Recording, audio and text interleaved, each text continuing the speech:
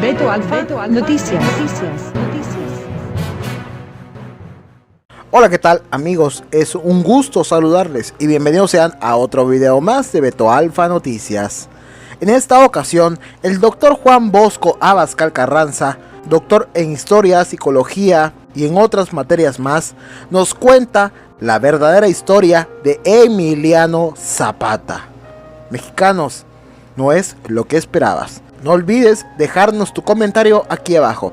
Y también dale me gusta, dale manita arriba a este video si te gustó, para que más mexicanos se puedan enterar de la verdad y de la realidad que por años nos ocultaban. Los dejo con la historia de Emiliano Zapata, del doctor Juan Bosco Abascal Carranza. Los derechos y autorización de este video son concedidos por el mismo autor, Juan Bosco Abascal, para Beto Alfa Noticias. Muy buenas tardes, días, noches, mañanas tengan ustedes, queridos amigos, queridos seguidores.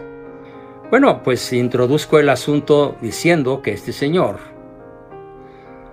pretendidamente presidente de los mexicanos, no es el mío.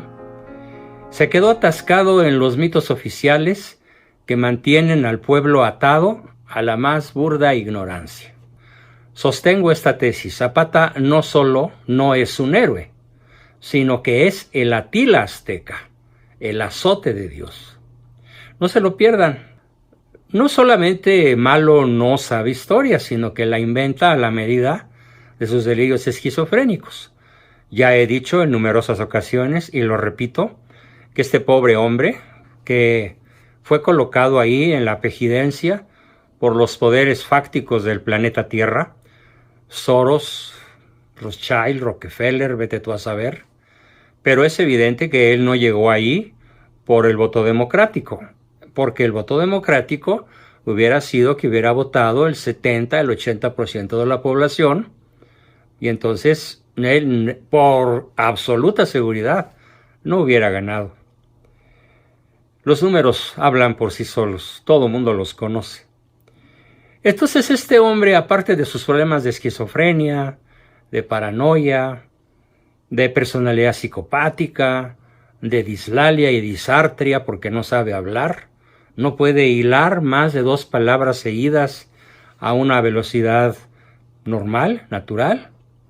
Ya he dicho y lo repito, que entre cada enunciado y otro, Televisa o Tarasteca Televisa, el canal donde te estrellas, bien podría meter un comercial de varios segundos y aprovechar la hora y media que pierde en ripios y silencios para hacer publicidad muy bien vendida, porque hay que reconocer que pues tiene un alto rating. Claro, cada quien tiene los adoradores que se merecen, ¿no? Emiliano Zapata en realidad fue un asesino, múltiple, cruel e inhumano, como pocos revolucionarios. No dije revolucionarios, dije revolucionarios. Bien, lo llaman el Centauro del Sur, yo le llamo el Atila azteca, el azote de Dios. Y me doy el lujo de platicarles esto, queridos amigos, familiares, respetables adversarios, porque ya basta de tener engañado al pueblo de México con mitos y cuentos para mantenerlo en la ignorancia más profunda. La ignorancia más profunda es invencible y es inconsciente. No sé hasta dónde es culpable o inocente, pero de que es invencible y de que es inconsciente, el 98% de los mexicanos acerca de su verdadera historia es un hecho contundente. Haber dejado al pueblo mexicano en la ignorancia más cruel respecto de multitud de cosas, pero en este caso respecto de su historia, es una de las armas más poderosas, fundamentales y letales del sionismo global, del cual malo, Manuel Andrés López Obrador, gran Tlatoani, gran Pejelopostli, es un perfecto sicario. No digo testaferro, no digo esclavo, no, es un profundo y perfecto sicario. ¿Y por qué sicario? Bueno, porque tiene el encargo de proteger o cuando menos de hacerse de la vista gorda, de ser permisivo con todos los proyectos en los congresos estatales para favorecer el aborto, y ahora ya incluso con el respaldo de la Suprema Corte de Justicia de la Nación. Bien, después de esta breve introducción al personaje del cual hoy nos vamos a ocupar, ¿qué podemos decir de Emiliano Zapata, el mal llamado héroe centauro del sur y bien llamado por los historiadores serios, de los cuales voy a dar amplias referencias, el Atila de México, el Atila del sur, el Atila de Morelos y regiones circunvecinas? ¿Qué podemos decir? Bueno, pues primero voy a platicar un poco acerca de cómo estaban las cosas un poquito antes o bastante antes de que él empezara su labor depredadora como azote de Dios.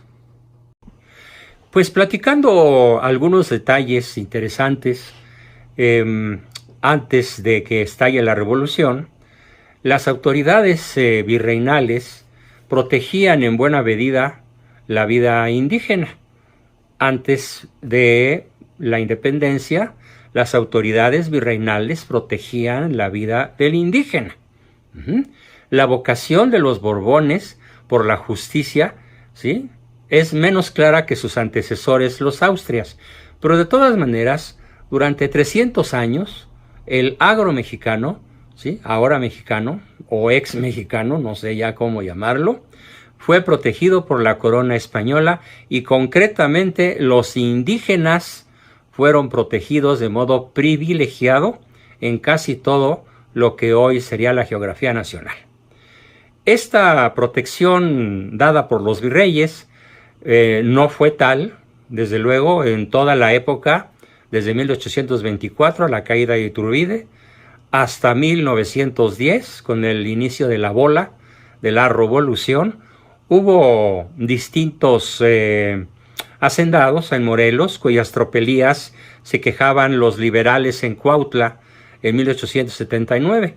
Pero ¿qué creen, queridos amigos? Eran los liberales, estamos hablando de 1879, los liberales enriquecidos por las guerras de reforma, libradas por Comonfort y por Benito Juárez.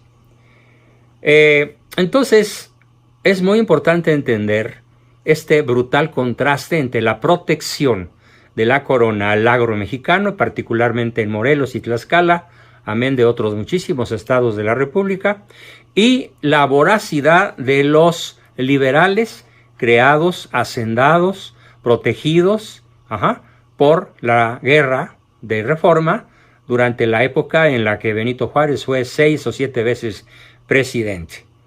En 1897, Emiliano Zapata tenía 18 años.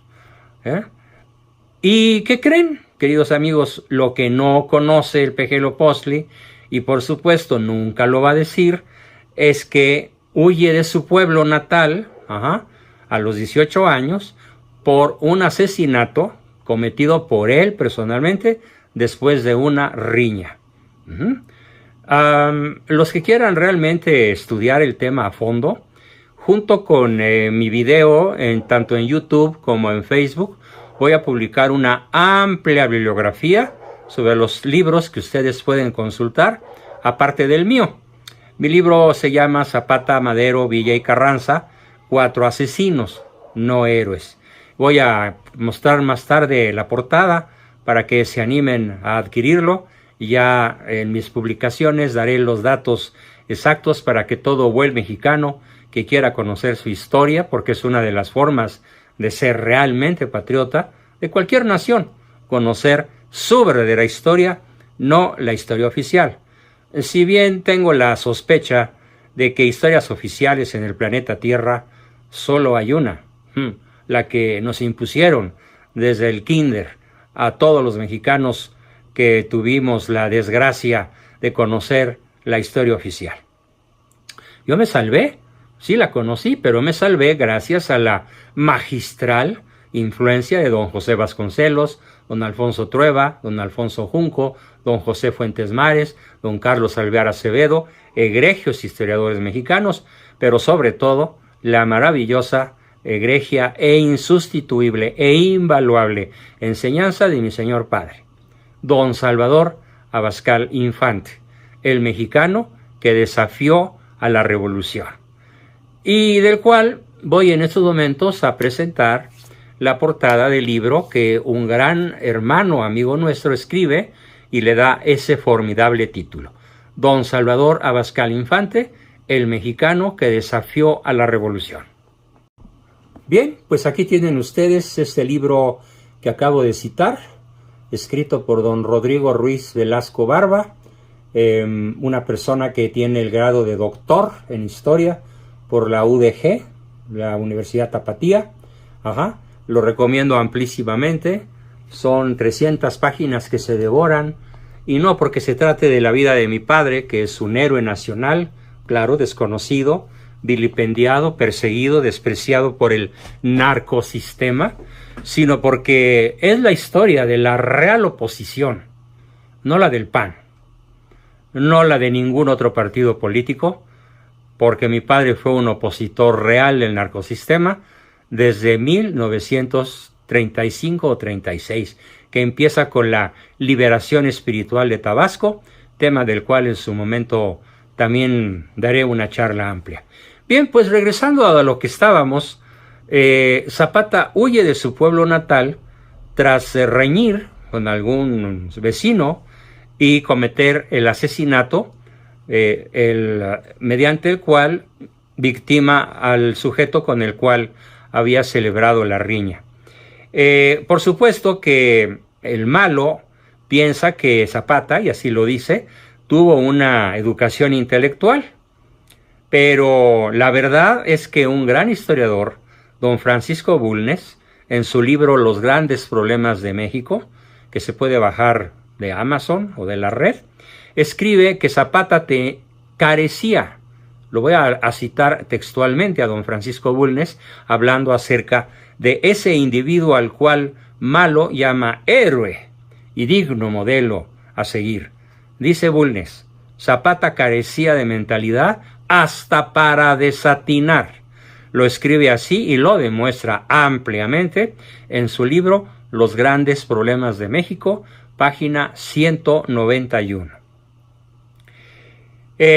Hubo una espantosa carnicería en el pueblo de Chinameca, en donde se vomitó por parte de Zapata y de sus huestes, de sus hordas más bien, el odio a los españoles, porque un amigo y subordinado de Zapata, Felipe Neri, les mochó a muchos españoles la oreja. Yo creo que el peje diría: lo que pasa es que tenía vocación de mocha orejas, ¿no?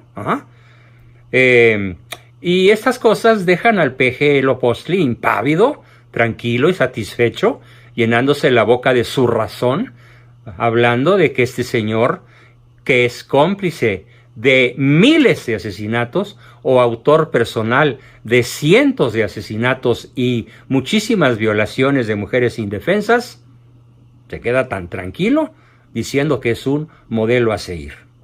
Bueno, pues continuando con la descripción de la personalidad de Zapata, don Francisco don Francisco León de la Barra lo describe de esta manera: Zapata era un hombre de convicciones absolutas. Por eso no pudo interpretar las reticencias del presidente Madero para repartir la tierra. Madero no quería repartir la tierra, Zapata sí. Obviamente yo aplaudo ahí a Madero, porque repartir la tierra, como se ha demostrado en el desastre que hoy es el campo mexicano, es una verdadera locura. Por esa razón, hasta para comprar tortillas tenemos que importar maíz de cualquier parte del mundo y sobre todo de los Estados Unidos. Entonces, curiosamente, Madero salva a Zapata, ¿sí? Pensaba que más adelante iba a ser su aliado. Sin embargo, esta salvada que da a Madero, pues le costó muy caro. En aquel último intento conciliador de Zapata, ¿qué creen que contestó Madero? Perdón, ¿qué creen que Zapata le contestó a Madero? Lo escribió así y lo cita nuevamente don Francisco Bulnes en su página 164 del libro Los grandes problemas de México. Escribe Zapata: ya puede ir contando los días usted, señor Madero, pues dentro de un mes estaré en México con 20,000 hombres y he de tener el gusto de llegar a Chapultepec y de colgarlo de uno de los sabinos más altos del bosque. ¿Qué tal? Bueno, pues este es el verdadero Zapata. Y continúo la lectura de mi libro, Madero, Carranza, Villa, Zapata, 4 asesinos, no héroes. Veamos, cada ala, cada bando, dice, ha de pensar el Peje, tiene su ala radical. Y entonces, en vez de el Peje señalar que Zapata era simplemente un asesino, seguramente lo eleva, como lo escuchamos en sus palabrerías de hoy, a la categoría de héroe. Vamos a ver qué hacía y qué decía, qué hacía Genovevo de la O, segundo de a bordo de las hordas zapatistas, y qué decía Emiliano Zapata acerca de las hazañas de este, no sé cómo llamarlo, Atila Azteca. Bueno, pues ocurre que el 11 de agosto de 1912, en Ticumán, ocurre la voladura de un tren a manos de los zapatistas. Y don Francisco Bulnes hace una relación maravillosa de cómo precisa de el asalto ocurrido en la cima, en el tren de pasajeros en la vía a Cuernavaca, y lo publica tal cual un diario de la capital mexicana. Es una narración espeluznante. La voy a leer tal como la escribe el diario de la capital, hablando de la terrible ocurrencia zapatista en la cima del 20 de junio de 1912. Una descarga cerrada. Cuando menos se esperaba, causó inmediatamente varios muertos entre los pasajeros del tren. Ojo, entre los pasajeros del tren. El maquinista imprimió mayor velocidad a la máquina, pero a poco correr estalló delante de la máquina una formidable bomba de dinamita colocada en el centro de la vía, y la máquina voló con espantosa detonación. La escolta, maltrecha, malherida, entabló inmediatamente un nutrido tiroteo con los asaltantes zapatistas. Aquella lucha feroz, sin cuartel, se prolongó por más de 1 hora, y cuando de la valerosa escolta no quedaba ya sino un triste montón de cadáveres, los asaltantes bajaron de los cerros desde donde habían disparado y se precipitaron sobre los carros con increíble ferocidad. Las mujeres de los zapatistas se dedicaron a tirar con piedras sobre los soldados federales y sobre los pasajeros moribundos. Las mujeres desnudaron a los muertos y despojaron a todos los pasajeros que habían salido ilesos. Les quitaron aretes, anillos, ropa, todo se lo arrancaban rabiosamente a tirones, dejando muchos dedos desollados, muchas orejas desgarradas y sangrantes, y muchos cuerpos de hombres y mujeres desnudos y moribundos, desnudos por completo y moribundos. Muchísimos murieron ahí. ¿Es todo? No, señor. Terminada esta atílica de Atila labor, continúa la narración, don Francisco, en el diario de la capital.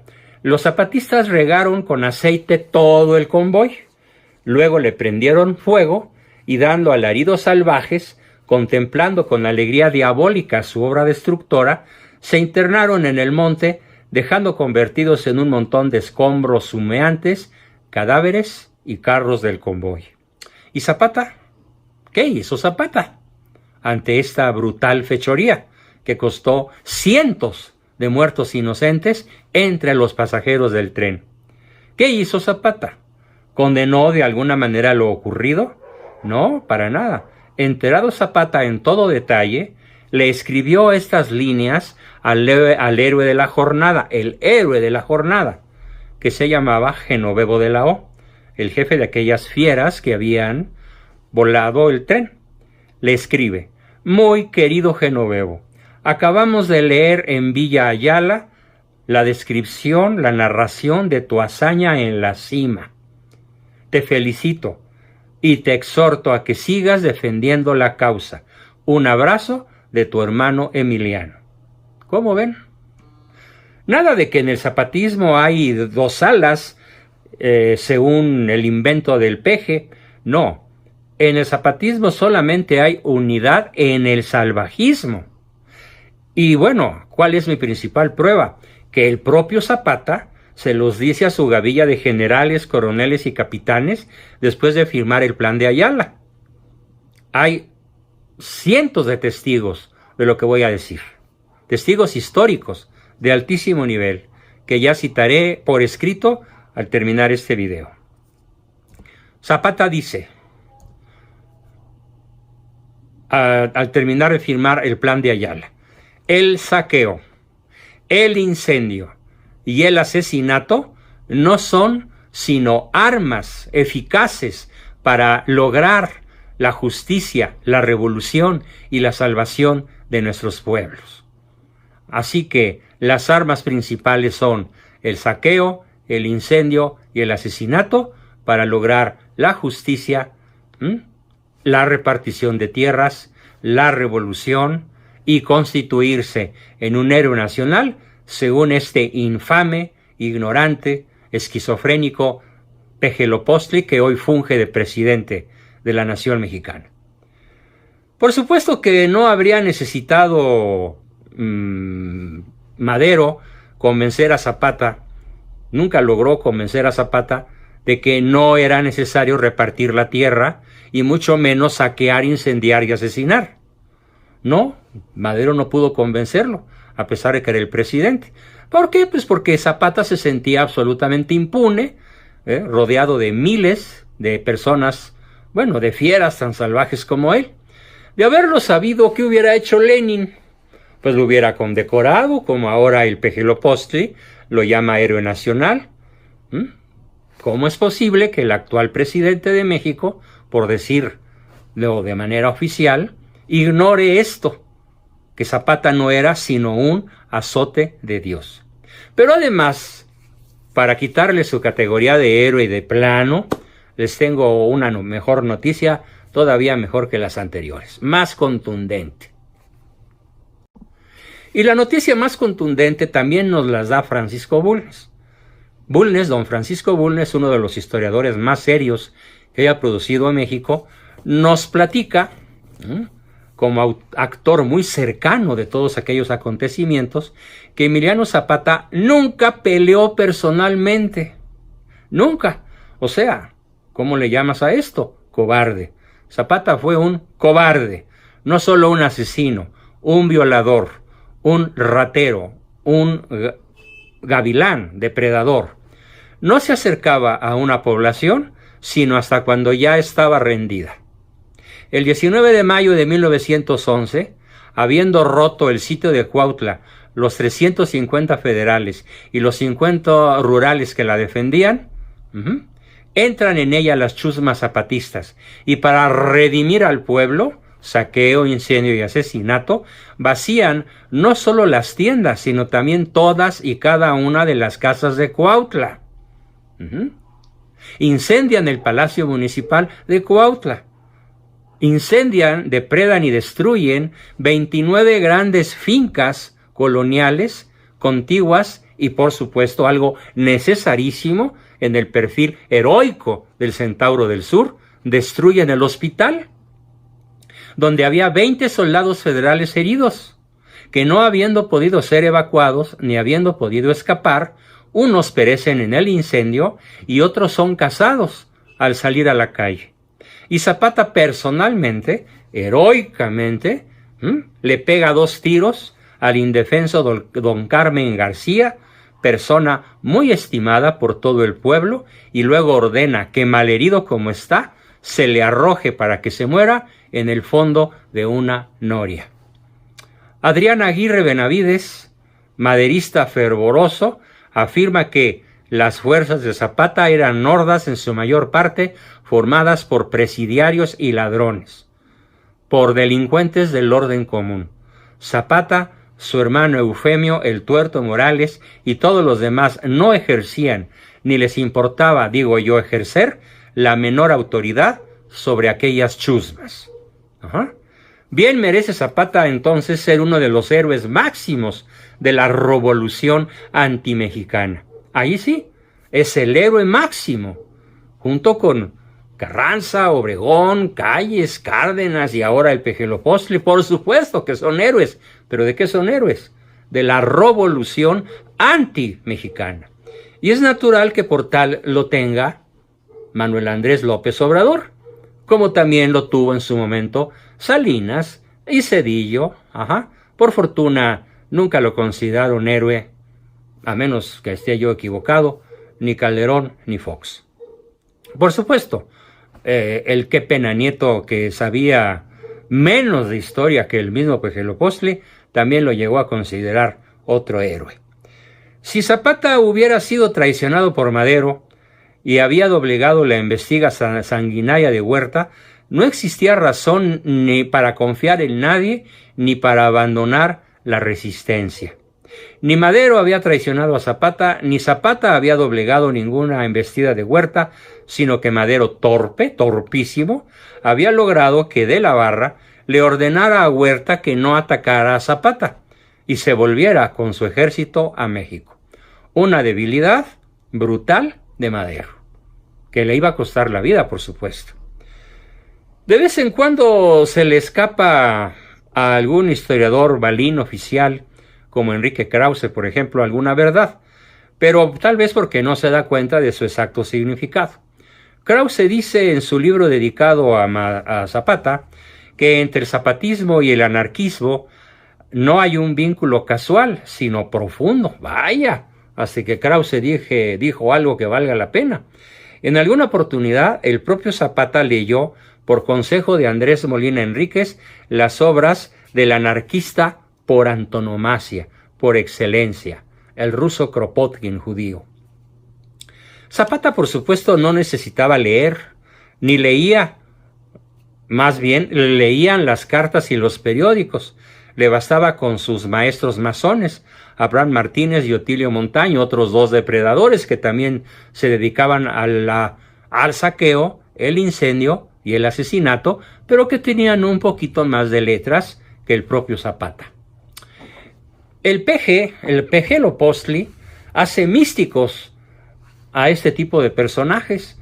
Ya nada más hace falta que lo llame de alguna manera rimbombante o que eche la mentirota. A ver, Peje, te reto a que me digas que esto que estás diciendo es verdad. Según tú, el zapatismo fue respetuoso de los pueblos y en especial de los sacerdotes. ¿Qué crees? Pues les cuento, queridos amigos, que en cuanto a su famoso respeto por los sacerdotes, no tuvo un especial empeño en perseguirlos. Sin embargo, el padre Rosalío Cepeda, cura de Oquila, México, es asesinado, fusilado en julio de 1914 por el general zapatista Francisco Víctor Pacheco, que había ascendido hasta secretario de guerra de la Convención y dominaba casi todo el norte del Estado de México. De tan estúpida crueldad sanguinaria, que según el malo es una crueldad mística, heroica, porque qué cosa puede hacer un héroe santificado, canonizado por el Pejelopostli más que una crueldad mística, solo porque sus asesinatos los cometía invocando, como decía Zapata, su conciencia. La conciencia. Todo lo que yo hago, dice Zapata, lo hago en conciencia. Pues tan místico lo pinta el Peje, que acogido en 1916 a la amnistía ofrecida por Carranza, el general zapatista Francisco Pacheco morirá como un perro asesinado escondido debajo de su cama. Otra expresión muy malograda de Enrique Krause es esta: hombreándose con la muerte. señor Krause, hombreándose con la muerte por órdenes místicas de Genovevo de la O.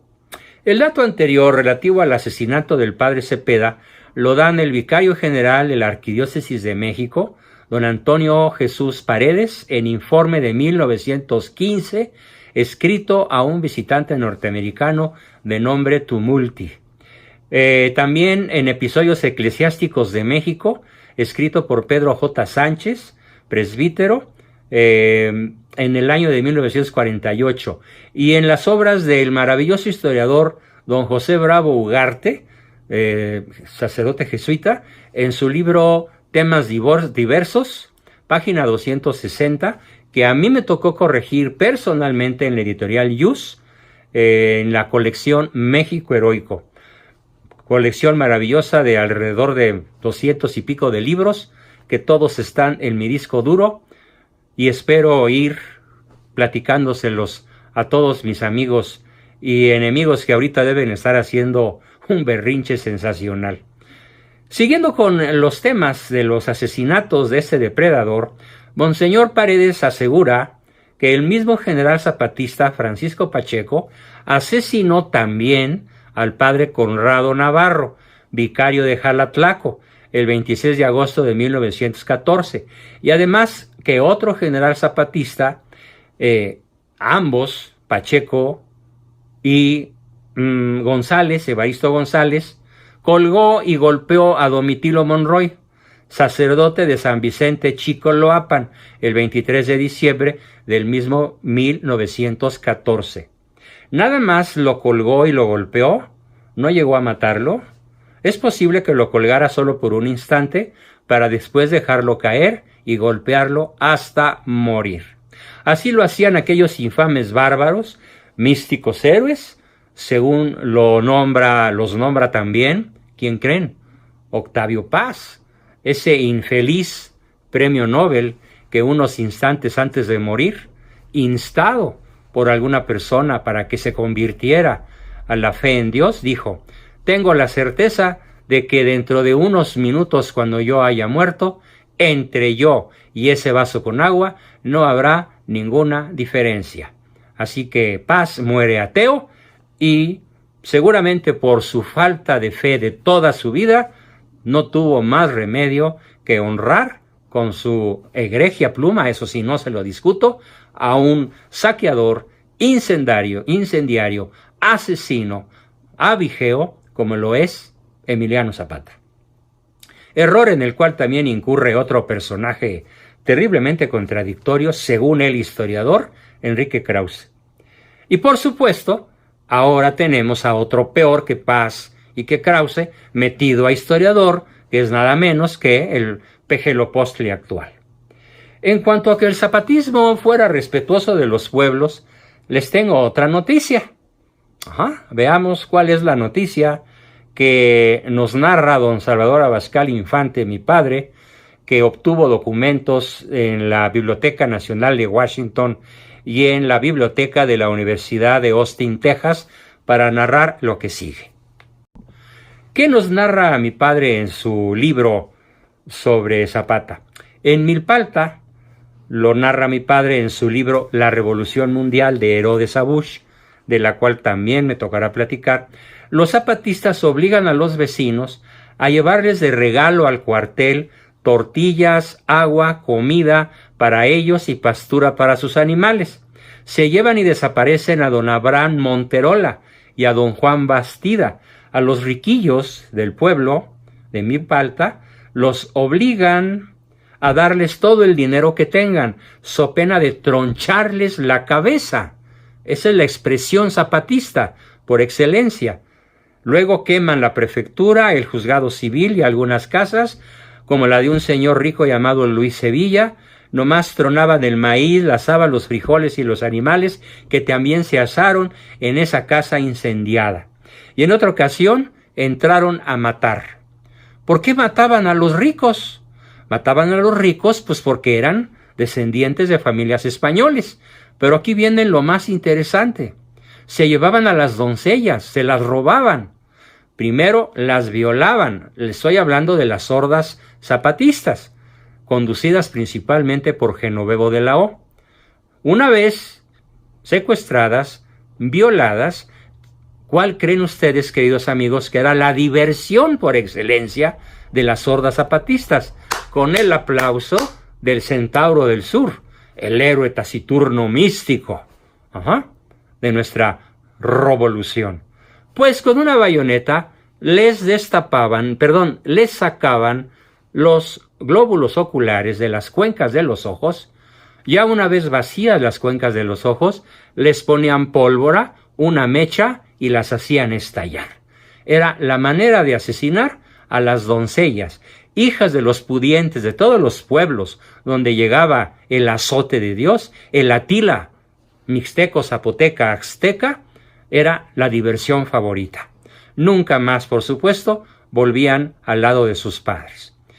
Esto lo narra en su libro de Porfirio Díaz a Zapata, Memoria náhuatl de Milpalta, relato de doña Luz Jiménez, traducción de Fernando Orcasitas, en las páginas 65 y 63 de un libro de la UNAM publicado en 1989. Lo más gracioso del caso es que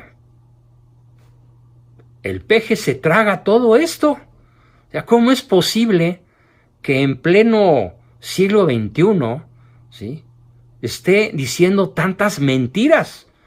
O el señor no sabe que no sabe, o sigue, como hoy lo dicen algunos de sus detractores más inteligentes, haciendo todo para seguir sumiendo al pueblo en la ignorancia.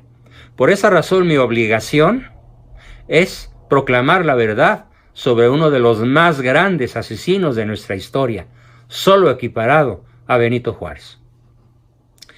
Según Krause, y por supuesto coreado por coreado por Octavio Paz y desde luego por Pegelo Postli, según ellos, Krause, Paz, el malo, Zapata no mataba sino a los traidores. Nada más que para él, igual que para el peje, es traidor cuanto infeliz no le caiga en gracia o no lo halague con un verdadero delirio de persecución, como lo confiesa el propio Krause en su libro sobre Zapata en la página 115. Yo diría, ¿y por qué no llamarlo místico delirio? ¿Y por qué les alaba a los innumerables genovevos de la O sus matanzas por deporte? O cuando menos jamás trató, no digamos, de castigárselas.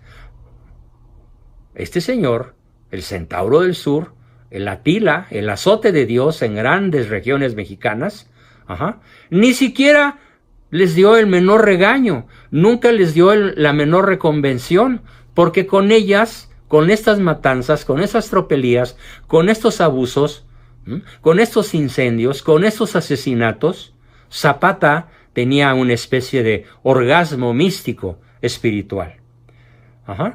Entonces, porque con ellas le daban gusto. La bestialidad zapatista ¿es un auténtico valor? ¿Es una virtud? ¿O es simplemente uno de los vicios más nefandos en los que cualquier humano puede incurrir? Así, y continuando con los temas sobre Zapata, tenemos otro para que terminemos de pintarlo en toda su diabólica grandeza. Esta matanza, este asesinato, fue realizado en la población de Chinameca. ¿En qué fecha? Ahorita la digo con precisión. El 10 de abril de 1919, Chinameca, Morelos. Zapata Emiliano cae asesinado, a pesar de su delirio de persecución, de todas las providencias tomadas para no caer en ninguna trampa. Finalmente cae en su propio lazo y así paga su propia felonía de haber matado a tantos inocentes, o bueno, a lo mejor también eran tan asesinos como él, que también pagaron las consecuencias de sus fechorías. Pero de todas maneras, Zapata es un traidor y muere traicionado. Cayó en su propio lazo, pues, en su propia felonía.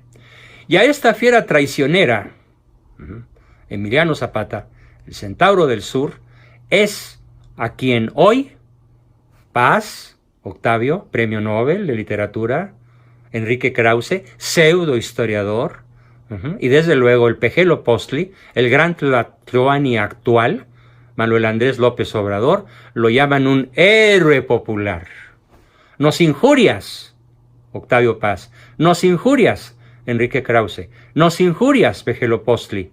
No es un héroe popular, no es uno sino de tantos héroes oficiales fabricados por decreto de la revolución antimexicana, robusta con su lactancia de sangre. Fíjense muy bien, queridos amigos. Dice Francisco Bulnes, la revolución mexicana adquiere su robustez lactando sangre. Bueno, la biografía de este señor, de este personaje de la mitología griega, pero de los más profundos abismos, de los infiernos, de todos los libros mitológicos de la historia y de la Santa Biblia inclusive, es cómo se lacta, cómo se alimenta de sangre. Zapata hubiese simpatizado con Cárdenas, pero no con todos los agraristas ni los agrónomos, y mucho menos aún con la tutela estatal sobre el ejido. Lo más seguro es que, anarquista natural, hubiese seguido haciendo su revolución. ¿Cierto? Entonces, qué bueno que lo mataron, porque si no, pues las matanzas a diestra y siniestra, donde quiera que se parara él, simplemente por el gusto de robustecerse él y sus hordas, lactando sangre, hubiera continuado tal vez por décadas o cuando menos por años enteros, cometiendo las peores atrocidades posibles, porque era su costumbre, era su vicio, era su orgasmo, su placer, lactar sangre del pueblo de México. Por eso les digo a estos personajes antiguos, contemporáneos, y que hoy uno de ellos ocupa el Palacio Nacional indebidamente, contra la voluntad de la inmensa mayoría de los mexicanos pensantes, que somos cuando menos el 70% de la población, nos cometes una violenta injuria al llamar héroe a este personaje que merece que su nombre esté escrito con letras de sangre a la puerta del infierno. Entonces, ¿por qué? ¿Cómo podríamos continuar? ¿Cómo podríamos cerrar? Y la verdad es que las palabras se me traban de la indignación que siento. ¿Cómo podríamos cerrar este terrible capítulo sobre este gigantesco, enorme e indescriptible traidor, asesino, incendiario, psicópata?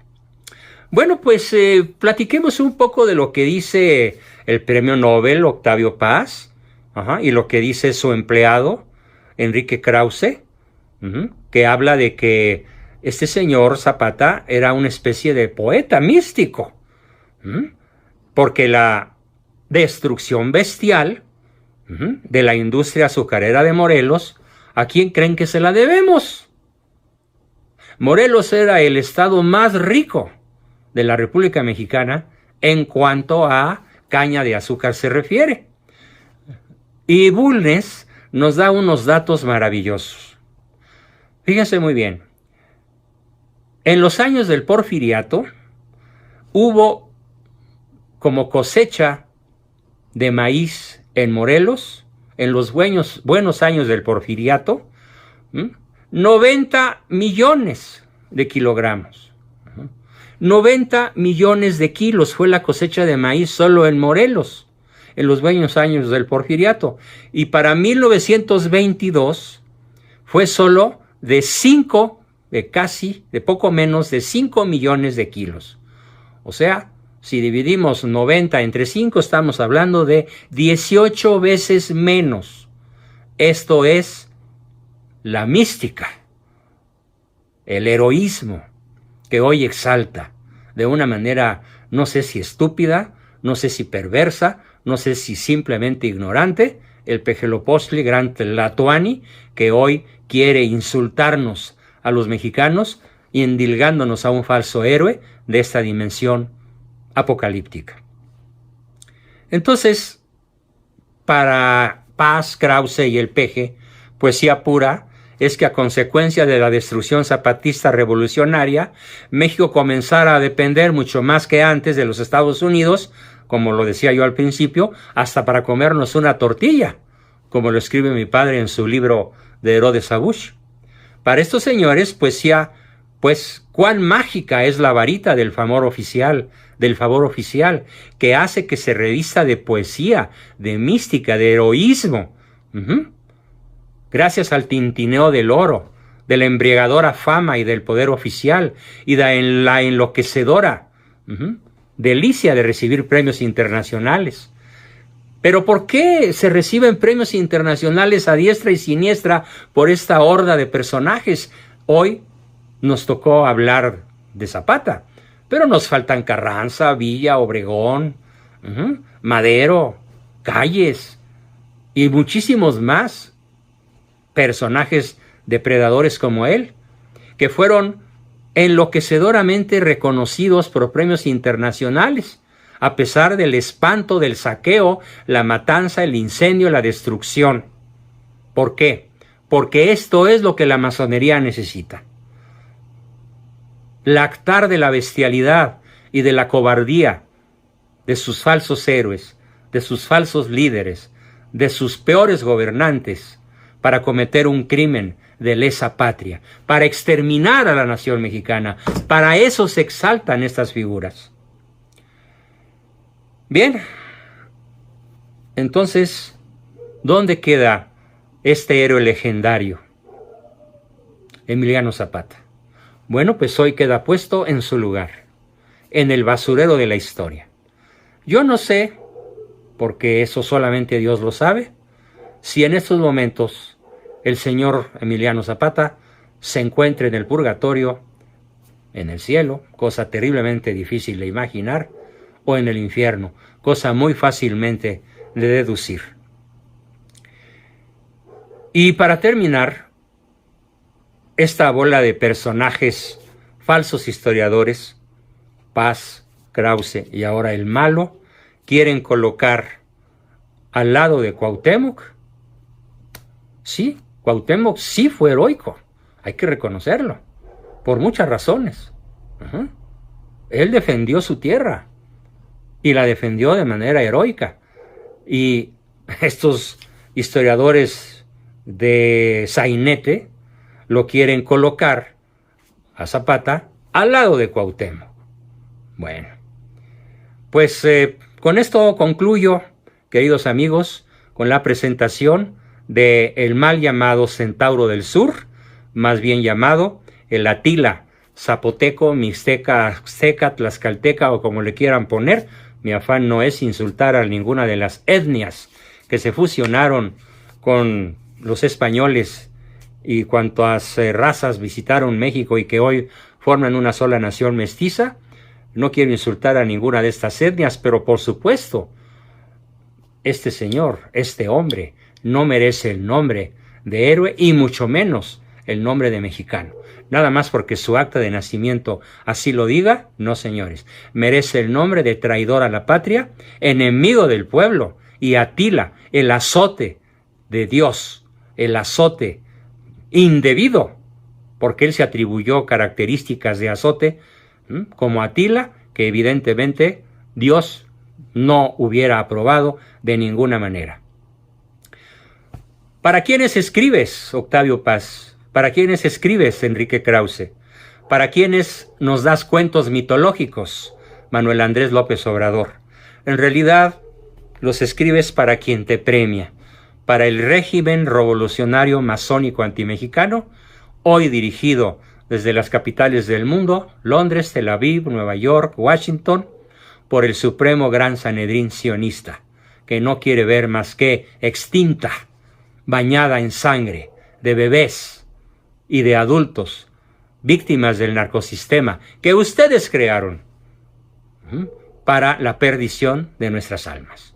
Nos vemos en una próxima entrega para seguir desnudando a los falsos héroes de la revolución anti-mexicana.